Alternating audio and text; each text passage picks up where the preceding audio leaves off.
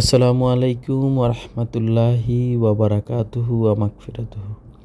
সম্মানিত আল্লাহর ঘরের মেহমানবিন্দু, আজকে শুক্রবার পবিত্র জুমার দিন।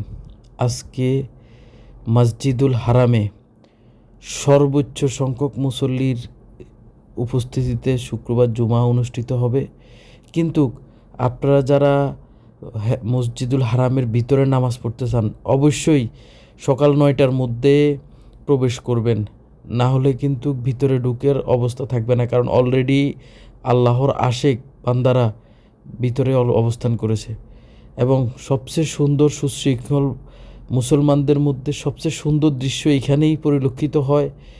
লক্ষ লক্ষ মানুষ মুয়াজ্জিনের আকামত দেওয়ার সাথে সাথে সকলে দাঁড়িয়ে যায় এবং ইমাম সাহেবের তাকবীরের সাথে সাথে সবাই সুশৃঙ্খলার সহিত চুপ হয়ে যায়।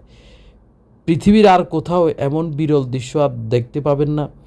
মুসলমানরা এত শান্তিপূর্ণ, সেটা আপনি এই বাইতুল্লাহ শরীফের নামাজ অবস্থা দেখতে পাবেন। এবং এই যে পবিত্র কাবাগরের তাওয়াফ অবস্থায় কোনো ধরনের অপ্রীতিকর ঘটনা ঘটেনি আজ পর্যন্ত। মহান আল্লাহর সাথে ভালোবাসা করতে তার প্রিয় বান্দারা এখানে চলে আসে, ছুটে আসে হজ করতে, উমরা করতে। সম্মানিত হাজিগণদের প্রতি অনুরোধ, আপনারা সকাল 9টার মধ্যে হ্যারেমে যদি না ঢুকেন তাহলে কিন্তু আর ঢুকার রাস্তা পাবেন না, রাস্তার মধ্যে নামাজ পড়তে হবে। আজকে কিন্তু প্রচুর হাজি আপনার উপস্থিত হবে, কারণ এই কয়দিন অনেক হাজি মদিনায় ছিল, তারা কিন্তু আজকে মদিনা থেকে ফেরত আসতেছে। সকলের জন্য শুভকামনা। আসসালামু আলাইকুম ওয়া রাহমাতুল্লাহ।